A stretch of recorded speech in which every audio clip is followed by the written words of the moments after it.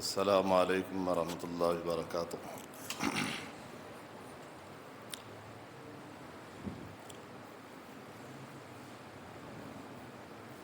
الحمد للہ رب العالمین،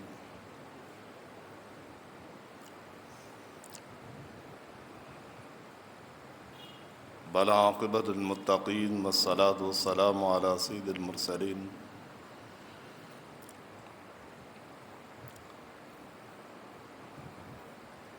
اما بعد فاعوذ باللہ من الشیطان الرجیم۔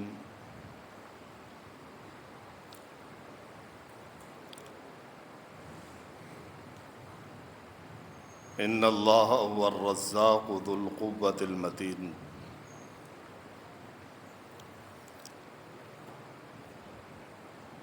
رب اشرح لی صدری ویسر لی امری واحلل عقدۃ من لسانی یفقہوا قولی۔ اللہم رب زدنی علما وعملا، اللہم رب زدنی علما وعملا۔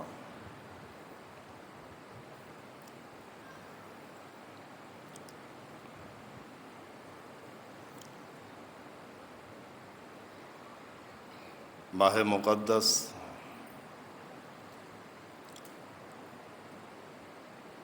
بڑی تیزی کے ساتھ اپنے اختتام کی طرف بڑھ رہا ہے۔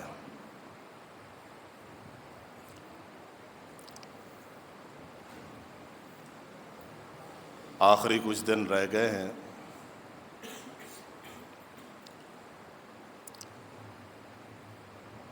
اگر پچھلے دنوں میں کچھ کوتاہیاں ہوئی ہیں تو جو بقیہ دن ہیں ان دنوں میں کم از کم اس ماہ مقدس کا ضرور حق ادا کریں۔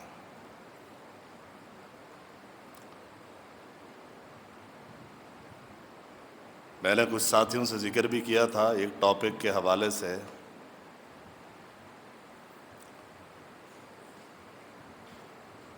اسی حوالے سے کچھ باتیں آج آپ کے سامنے رکھوں گا، اس دعا کے ساتھ کہ اللہ رب العالمین ہم سب کو سننے سنانے کے بعد عمل کی توفیق دے۔ وہ ٹاپک یہ تھا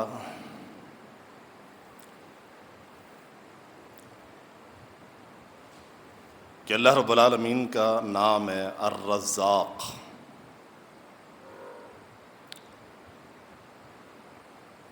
یہ مبالغے کا صیغہ ہے، رزق دینے والا۔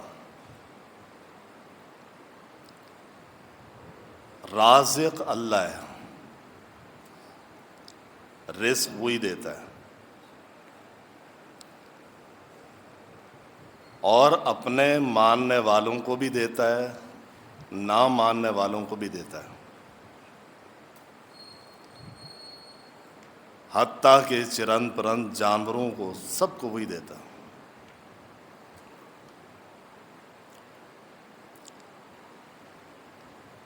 اس حوالے سے آج میں نے کچھ باتیں کرنی ہیں۔ اس کی وجہ پچھلے چند دنوں میں حالات آپ کے سامنے ہیں کہ کس طرح ہمارے معاشرے میں لوگ رزق کے حوالے سے اس قدر پریشان ہیں، حتیٰ کہ اسی رزق کے حصول کے لیے کئی لوگوں کی جانیں چلی گئی ہیں۔ بڑی دکھ کی یہ خبریں یہ منظر سامنے رکھ کر قرآن و سنت کی روشنی میں کچھ باتیں میں نے کرنی ہیں، جس میں سب سے پہلی بات یہ کہ اللہ تعالیٰ کا نام ہے الرزاق، رازق وہی ہے، سب کو رزق وہی دیتا ہے، ماننے والوں کو بھی دیتا ہے، نہ ماننے والوں کو بھی دیتا ہے۔ یہ جب جملہ آتا ہے کہ نہ ماننے والوں کو دیتا ہے، پھر خود بخود سوال پیدا ہوتا ہے کہ ماننے والوں کو اس طرح کیوں دیتا ہے جیسے حالات ہیں۔ اس سوال کو جواب آج میں نے کلیئر کرنا ہے۔ سیدنا ابراہیم علیہ السلام کے متعلق واقعہ ہے۔ ابراہیم علیہ السلام کا مزاج تھا، مہمانوں کے باپ ان کا لقب ہے، اکیلے کبھی کھانا نہیں کھاتے تھے۔ ایک دن کوئی بھی نہیں تھا، باہر چلے گئے کسی کو ڈھونڈنے کے لیے، چوک میں کھڑے ہو گئے، ایک شخص ملا، اس کو لے آیا، آ جاؤ میرے ساتھ بیٹھ کے کھانا کھاؤ، اور اس سے کہا بسم اللہ پڑھو، اللہ کا نام لو۔ اس نے کہا میں تو اللہ کو جانتا نہیں ہوں، کافر تھا۔ ابراہیم علیہ السلام کو توحید کی غیرت آئی، دسترخوان سے اٹھا دیا، یہاں سے دفع ہو جاؤ۔ اللہ نے جبرائیل بھیجا، فرمایا کہ ابراہیم یہ مجھے نہیں مانتا، میرا انکاری ہے، غیر اللہ کی عبادت کرتا ہے، 60 سال سے میں اس کو کھانا کھلا رہا ہوں، رزق دے رہا ہوں، میں نے اس کا ایک دن بھی رزق بند نہیں کیا۔ یہ وہ حال ہے جو اللہ کو نہ ماننے والوں کے حوالے سے ہے، اور جو اللہ کو مانتا ہے، ایمان ہے، کلمہ پڑھتا ہے، یہ کیسے ممکن ہے؟ ہر شخص تھوڑا سا تصور کرے، جو کافروں کو اتنا دیتا ہے۔ سورہ زخرف میں تو اللہ نے کہا اگر سارے مسلمانوں کے کافر ہونے کا ڈر نہ ہوتا نا تو میں کافروں کو اتنا دیتا کہ وہ اپنے گھر سونے چاندی کے بناتے ہیں، اور اتنا دے رہا ہے، تو مسلمانوں کے ساتھ یہ معاملات کیوں؟ یہ سوال ہے کہ اللہ تعالیٰ رزاق صرف کسی ایک چیز کا نہیں ہے، کسی ایک مخلوق کا، سب کا ہے۔ اب اس سوال کا جواب کیا ہے؟ اگر تھوڑی سی توجہ ہوگی تو میں تھوڑا سا ایک مسئلہ سمجھانا چاہتا ہوں جو سوچ اور فکر کے حساب سے ہے۔ اس حوالے سے ایک دو باتیں سمجھاؤں گا بنیادی، اس کے بعد ہم مثالوں کی طرف جائیں گے۔ سب سے پہلی بات، اگر کوئی شخص کسی حقیر اور کم تر چیز کی طرف اپنی ایفرٹ لگا دے، طاقت لگا دے، تو پھر اس چیز کے ساتھ ساتھ اللہ تعالیٰ اس کو بھی ذلیل کر دیتا ہے۔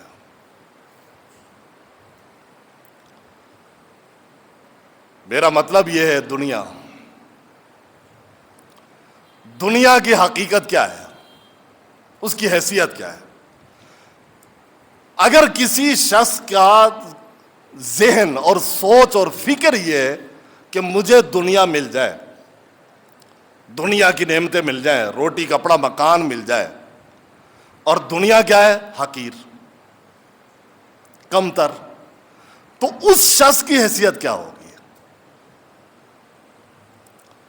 اور یہ سمجھاؤں گا کم تر کیسے۔ اللہ کے رسول صلی اللہ علیہ وسلم آتے ہیں، اللہ کی نظر میں دنیا کی اہمیت ایک مچھر کے پر کے برابر بھی نہیں ہے۔ ایک حدیث میں آتا ہے اگر آپ سمندر میں اپنی انگلی ڈبوئیں، جتنا پانی باہر آ جائے گا یہ دنیا ہے، اس کے مقابلے میں آخرت کتنی بڑی ہے۔ اور ایک حدیث میں اتنی خطرناک الفاظ کہیں، مسند احمد کی روایت ہے، ضحاک بن سفیان رضی اللہ عنہ فرماتے ہیں آپ صلی اللہ علیہ وسلم فرمایا تمہاری خوراک کیا ہے؟ انہوں نے کہا بھی گوشت، دودھ، اللہ کی نعمت ہے۔ آپ صلی اللہ علیہ وسلم فرمایا اس کے بعد اس کا رزلٹ کیا ہے، نتیجہ کیا ہے؟ جب خوراک کھاتے ہو نتیجہ کیا ہے؟ اس صحابی نے فرمایا آقا علیہ الصلوۃ والسلام آپ جانتے ہیں اس کا نتیجہ کیا ہے؟ آپ صلی اللہ علیہ وسلم نے فرمایا کہ اللہ نے اس دنیا کی مثال اسی کی دی ہے کہ جو آپ کھاتے ہیں اور اس کے بعد جو نتیجہ نکلتا ہے اسی کی مثال دی ہے. یہ دنیا ہے. اتنی کمتر اور اتنی حقیر، کوئی حیثیت نہیں ہے. اگر کوئی شخص بھی اس کمتر اور حقیر چیز کو ویلیو دے کے پوری زندگی کھپا دے، محنت کرے، رات دن لگا رہے اس میں، اس کی ویلیو کیا رہے گی؟ آج یہی ہو رہا ہے، آپ مانے نہ مانے. ہم دنیا کے طالب ہو گئے. ہماری نظر میں، ہماری سوچ میں، ہماری فکر میں صرف اور صرف مرکز اور محور دنیا، اس کے علاوہ کچھ نہیں ہے. اور دنیا کی حیثیت یہ ہے، آپ صلی اللہ علیہ وسلم ایک عیب نارمل بکری کے بچے کو کہا کون خریدے گا، اس کے بعد فرمایا اللہ کی نظر میں اس مردہ جانور عیب نارمل سے بھی دنیا کی اہمیت کم ہے. اور حدیث کے الفاظ کیا، اگر مچھر کے پر کے برابر بھی اس دنیا کی حیثیت ہوتی اللہ کے ہاں تو کافروں کو اللہ تعالیٰ ایک گھونٹ بھی پانی کا نہ دیتا. کیا حیثیت ہے؟ اس کے لیے ہم سب کچھ کر رہے ہیں. جس کی سوچ دیکھے یہی ہے، دنیا کمانا ہے، پیسے کمانا ہے، گھر بنانا ہے، دنیا کی آسائشیں، فیسلٹی، سہولیات، اور اس میں پوری زندگی انسان لگا دیتا ہے. جب آپ کسی کمتر اور چھوٹی چیز کو چاہیں گے، اسی کے لیے محنت کریں گے، تو آپ کی حیثیت کیا رہے گی؟ اور اسی کو ایک اور انداز میں سمجھانا چاہتا ہوں، اسی بات کو. ایک ہے زندگی کا مقصد اور ایک ہے ضرورت. ایک ہے زندگی کا مقصد، ایک ہے ضرورت. اور ابن ماجہ کی روایت جو پچھلی بات کر رہا تھا، اسی حوالے سے ابن ماجہ کی روایت بھی ہے، وہ بھی ذہن میں رکھیں. آپ صلی اللہ علیہ وسلم من جعل الہموم ہما واحدا ہم الآخرہ. آپ صلی اللہ علیہ وسلم اگر کسی شخص کی فکر صرف ایک ہو، ایک، وہ کیا ہو؟ آخرت کی فکر. آپ صلی اللہ علیہ وسلم فرماتے ہیں یکفاہ اللہ ہم دنیاہ. اللہ تعالیٰ دنیا کی جتنی فکریں ہیں، جتنی اس کی سوچ ہے، جتنے اس کی ضروریات ہیں، ساری اپنے ذمہ لے لیتا ہے. اٹھائیں اپنی فکر کو، اپنی سوچ کو، اپنے ذہن، دل و دماغ کو. کیا رکھتے ہیں آپ؟ کیا سوچ رکھتے ہیں؟ کیا ذہن ہے آپ کا؟ اپنے بچوں کو کیا سوچ دیتے ہیں؟ اللہ کے رسول صلی اللہ علیہ وسلم ہمارے صرف ایک فکر ہو، ایک فکر آخرت کی. دنیا کی ساری فکریں اس کے ذمہ ہیں. اور اگر بہت ساری فکریں پال لیں، اشارہ ہے دنیا کی طرف، بہت ساری فکریں پال لیں، تو اللہ تعالیٰ اس شخص کو ان فکروں کے حوالے کر دیتا ہے، اور وہ شخص دنیا کے کسی کونے میں جا کے مر جاتا ہے، اس کو کوئی پرواہ نہیں ہوتی ہے. اب ہماری صورتحال کیا ہے؟ کیا ہماری فکروں کی ذمہ داری اس نے لی ہوئی ہے؟ وہ ضامن ہے فکروں کا. اگر وہ ہوتا تو ہمارا حال یہی ہوتا. تو اس کا کیا مطلب ہے؟ اس کا صاف مطلب ظاہر ہے، ہماری فکریں ساری دنیا کے حوالے سے، اور آخرت کی فکر کوئی نہیں ہے. تو لہذا پہلی بات، اور اسی بات کو دوسرے انداز میں بتا رہا تھا کہ ایک ہے زندگی کا مقصد اور ایک ہے ضرورت. جو شخص ضرورت کے پیچھے بھاگے گا، ضرورت کے پیچھے، اللہ اس کو ذلیل کر دے گا. اور آج ہم سارے کے سارے مسلمان ضرورتوں کے پیچھے بھاگ رہے ہیں. اس حوالے سے اللہ نے مثال دی ہے. کیا مثال دی ہے؟ بنی اسرائیل کی مثال دی ہے. بنی اسرائیل کی مثال دی ہے. اللہ تعالیٰ نے ان کی ضرورتیں پوری کی تھی یا نہیں کی تھی؟ ان کو کھانے کی ضرورت پڑی، من اور سلوہ اتار دیا. ان کو سائے کی ضرورت پڑی، بادلوں کا سایہ دے دیا. ان کو پانی کی ضرورت پڑی، چشمہ جاری کر دیا. اور ان کو رہنے کی جگہ کی ضرورت پڑی، اللہ نے ایک بستی دے دی. یہ ضرورتیں تھیں. لیکن ان کو اس کے بعد مقصد کیا بتایا؟ ان کو کہا اس بستی میں جاؤ اور پھر بستی میں جاتے ہوئے سجدہ کرتے ہوئے جانا. یہ مقصد ہے. اور اللہ سے یہ کہنا حطۃ نغفر لکم، اے اللہ ہمارے گناہوں کو معاف کر دے. یہ مقصد ہے. ضرورتیں ساری پوری کر دی. اب مقصد بتایا. وہ مقصد کیا تھا؟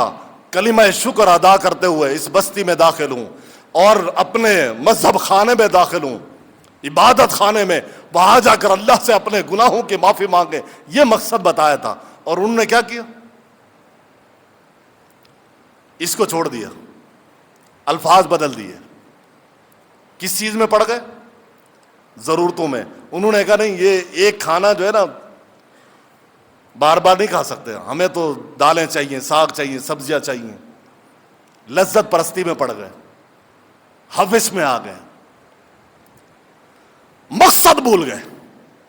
اور اس کے بعد قرآن اٹھا کے دیکھے، اللہ نے سب سے زیادہ جس کے بارے میں ذلت امیز الفاظ کہیں اور ان پہ ذلت ایسے ماری کہ برباد کیا ان کو، بنی اسرائیل کو، یہودیوں کو، اس لیے کہ انہوں نے مقصد چھوڑا تھا اور ضرورتوں کے پیچھے چل گئے. اور آج یہی حال ہے. مقصد کا نہیں پتا اور ضرورتوں کے پیچھے بھاگ رہے. اور ضرورت کیا ہے؟ دنیا کی حیثیت کیا ہے؟ دنیا کا کیا مقام ہے؟ کس نظر سے قرآن و سنت کی روشنی میں دنیا کو دیکھا گیا؟ اور آج کا مسلمان جب اس کم تر چیز کی طرف جائے گا تو اس کا نتیجہ کیا نکلے گا؟ تو لہذا اس بات کو اپنے پلے باندھ لیں، یہ دنیاوی ضرورتیں ہمارا مقصد نہیں ہے، یہ ہماری ضرورتیں ہیں. اگر کسی کے پاس مقصد ہوگا، ضرورتیں اللہ تعالیٰ کیسے پوری کرے گا وہ خود ہی بہتر سمجھتا ہے. اور اللہ تعالیٰ نے کیا. اسی حوالے سے مثالیں دیکھ لیں کیسے اللہ تعالیٰ ضرورتیں پوری کرتا تھا. جن کی نظر میں مقصد وہ تھا، ان کی ضرورتیں کیسی پوری کی. آج یہ واقعات ہمیں کیوں بھول گئے؟ اور اللہ کے رسول صلی اللہ علیہ وسلم نے اسی سوچ کے حوالے سے بھی کچھ باتیں فرمائی تھی. آپ صلی اللہ علیہ وسلم یا ایھا الناس، اے لوگو، رزق کے بارے میں سرگردہ مت گھومو. اس وقت تک تم نہیں مرو گے جب تک اللہ نے جو تمہارا رزق لکھا ہے جب تک وہ کھاؤ گے نہیں. کیوں حواس باختہ ہو؟ کیا دے رہے آپ صلی اللہ علیہ وسلم؟ کیا سوچ دے رہے؟ غزوہ تبوک کے موقع پر بھی آپ صلی اللہ علیہ وسلم نے ایک خطبہ دیا تھا کہ لوگوں، دنیا کی فکر نہ کرو، اپنے دین کی فکر کرو. اور دوسرا جملہ فرمایا تھا کہ دنیا کی پریشانی میں مبتلا نہ ہو، آخرت کی پریشانی کرو. کیا سوچ دے رہے ہیں؟ کہ آپ کی کیا سوچ ہونی چاہیے، کیا فکر ہونی چاہیے، کس سوچ کے ساتھ آپ نے زندگی گزارنی ہے؟ اور یہ بات لکھ لیں اپنے دل و دماغ پہ. اگر دنیا کی حیثیت سے زیادہ اگر دنیا کو ویلیو اور اہمیت دو گے، اللہ تعالیٰ ذلیل اور رسوا کر دے گا. اور کتنی مثالیں ہیں. دنیا کم تھی کیا فرعون کے پاس؟ دنیا کم تھی قارون کے پاس؟ دنیا کم تھی شداد کے پاس؟ کمی تھی کوئی؟ نتیجہ کیا نکلا؟ اور اگر سوچ ہوگی یہ والی جو قرآن و سنت ہمیں سوچ دے رہا ہے، وہ یہ کہ آپ کی سوچ اور فکر صرف آخرت کی ہو، مقصد کے لیے ہو، اور ضرورتوں کو اتنی اہمیت دیں جتنی ضرورتوں کی ویلیو یا دنیا کی ویلیو ہے، تو پھر کیا ہوگا؟ اس کے نتیجے میں کیا ہوگا؟ پھر اللہ تعالیٰ ایسے رزق دے گا جیسے اللہ تعالیٰ نے نبیوں کو دیے، صحابہ کو دیے. اور اس کی کئی مثالیں. جنگ کا موقع ہے، صحیح بخاری کا واقعہ، صحیح بخاری کا واقعہ ہے، جنگ کا موقع ہے. 70 صحابہ مجاہدین کھجور ساتھ میں لے کر گئے تھے، وہ ساری ختم ہو گئی. بالآخر امیر کاروان نے آدھی آدھی کھجور دی، اس کے بعد وہ بھی ختم ہو گئی. اس کے بعد گھٹلیاں جمع کی، اور گھٹلیاں جمع کرنے کے بعد کہا یہی چوس لو. اٹھائیں بخاری. لیکن اس کیفیت میں کسی ایک مجاہد نے بھی یہ جملہ نہیں کہا کہ کافر تو اتنی بڑی نعمتیں کھا رہے ہیں اور ہمیں کھانے کو کچھ بھی نہیں مل رہا ہے. ایک جملہ نہیں کہا. ٹارگٹ کیا ہے؟ سوچ کیا ہے؟ یہ ہے ہی نہیں. جب گھٹلیاں چوس رہے ہیں، اللہ کے راستے میں نکلے ہوئے ہیں، اللہ تعالیٰ نے سمندر میں مچھلی کو حکم دیا جاؤ میرے بندے بھوکے ہیں، اور اتنی بڑی مچھلی سمندر سے نکلی تھی، 70 صحابہ اس کو اٹھا کے لائے تھے، اور کانٹا اتنا بڑا تھا کہ اونٹ اس کے نیچے سے گزر جاتا تھا. 18 دن اس مچھلی کو کھایا. اس کے بعد جب مدینے میں آئے یہ مجاہدین، اس وقت بھی باقی تھی. ایسے رزق دیتا ہے. مریم، قرآن میں اللہ نے واقعہ نقل کیا ہے، کس سوچ کے ساتھ زندگی گزارتی تھی. اللہ تعالیٰ جنت سے پھل بھیجتا تھا، کیسے؟ خبیب کافروں کی قید میں، اور کوئی اندر جانے کا راستہ نہیں ہے، وہاں اللہ نے رزق پہنچا دیا. یہ مثالیں کس کے لیے؟ یہ کیوں بھول گئی ہیں؟ صرف سوال یہ کہ ان کو یہ کیوں ملتے تھے اور ہمیں کیوں